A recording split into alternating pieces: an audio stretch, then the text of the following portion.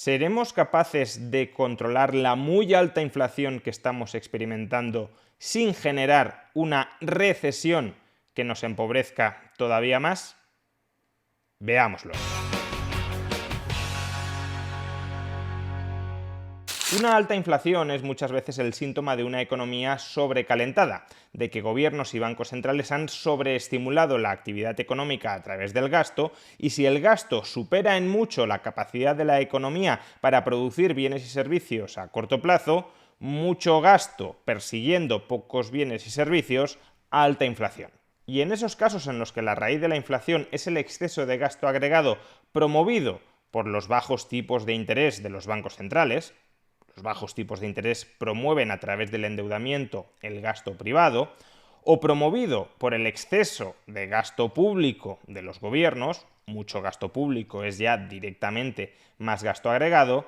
Si la causa, si la raíz de la inflación está en ese exceso de gasto agregado promovido por gobiernos y bancos centrales, entonces la cura, la solución, tendrá que venir necesariamente por restringir, por reducir, por limitar esas políticas de sobreestímulo que han conducido a un exceso de gasto agregado.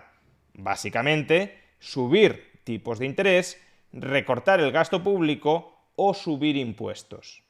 Se trata, dicho de otra manera, de enfriar la economía. Si la inflación surgía por haber sobrecalentado la economía, ahora toca dar marcha atrás y enfriarla. Es lo mismo que sucede con un vehículo. Si aceleras demasiado un vehículo, irás muy rápido, pero el motor corre el riesgo de sobrecalentarse.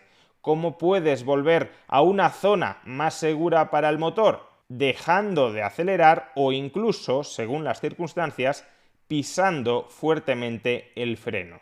Pues esa es la situación en la que ahora mismo se encuentra la economía mundial y muy en especial la economía de la eurozona y sobre todo de Estados Unidos. Después de 2 años sobreestimulando la economía por la vía monetaria y por la vía fiscal, ahora tenemos una inflación descontrolada, acercándose peligrosamente en muchos casos al 10% interanual.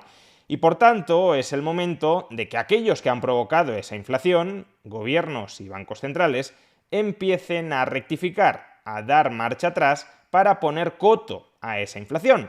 Pero como ya hemos dicho, para ponerle coto a la inflación, lo que hay que hacer es retirar los estímulos e incluso, quizá, poner en práctica medidas que restrinjan activamente el gasto. Es decir, no solo se trata de que los tipos de interés vuelvan al mismo nivel en el que estaban antes de la pandemia, o que el gasto público y los impuestos vuelvan al mismo nivel que antes de la pandemia. Precisamente porque la inflación se ha descontrolado, quizá para recuperar el control sobre la misma, requiramos tipos de interés mucho más altos que antes de la pandemia, gasto público bastante más bajo que antes de la pandemia, o alternativamente impuestos mucho más altos que antes de la pandemia. Es decir, ha llegado el momento ya no de dejar de pisar el acelerador del coche, sino de pisar con fuerza el freno para que la velocidad del vehículo, la inflación, vuelva rápidamente a su cauce.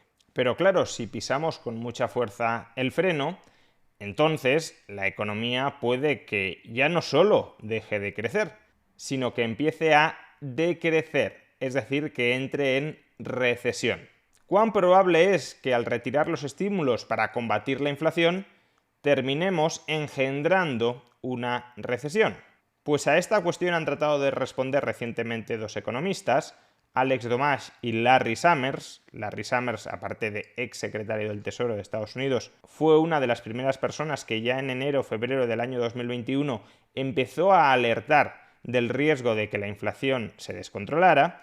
Estos 2 economistas acaban de publicar un ensayo en el que echan la vista atrás a la historia de la economía estadounidense para encontrar periodos en los que, estando la economía sobrecalentada y habiendo una alta inflación, la Reserva Federal y el Gobierno federal han conseguido controlar esa inflación sin generar una recesión.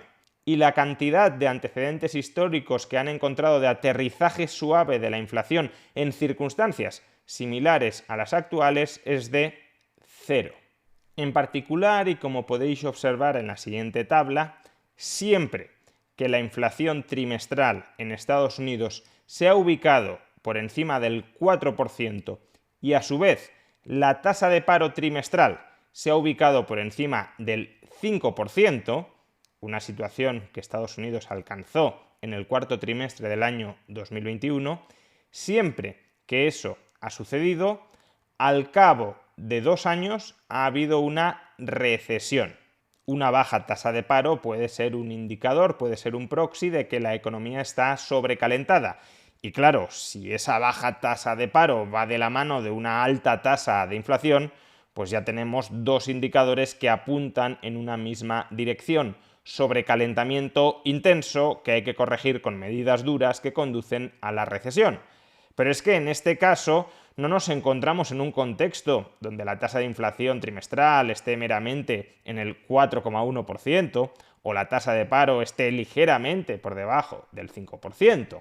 Actualmente la tasa de inflación mensual en Estados Unidos, y es previsible que se mantenga algunos meses más en ese nivel, supera el 8% y la tasa de paro está por debajo del 4%.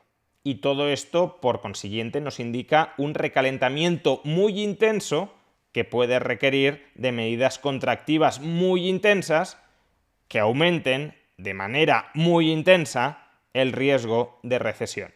En su ensayo, Summers y Domash también analizan 3 antecedentes históricos que algunos economistas citan como posibles precedentes de un aterrizaje suave con la inflación.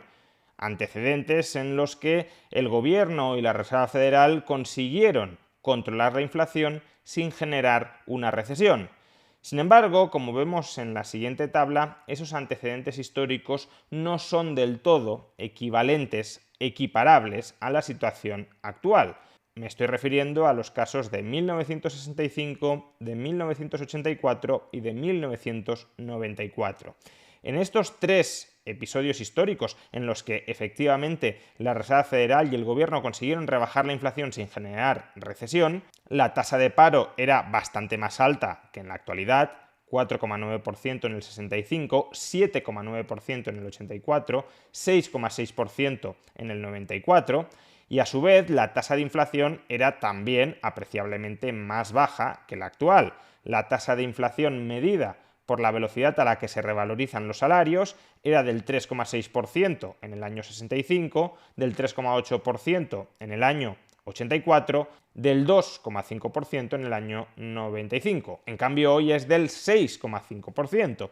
Y todavía más relevante, en estos 3 episodios históricos, los tipos de interés reales, tipo de interés nominal menos inflación, los tipos de interés reales eran positivos. En cambio, hoy los tipos de interés reales son tremendamente negativos. La tasa de inflación, incluso la tasa de inflación esperada durante los próximos años, es muy superior a los tipos de interés actuales. Por consiguiente, ¿es segura e inevitable una inflación ahora que gobiernos y bancos centrales van a tratar de controlar la inflación con políticas contractivas del gasto?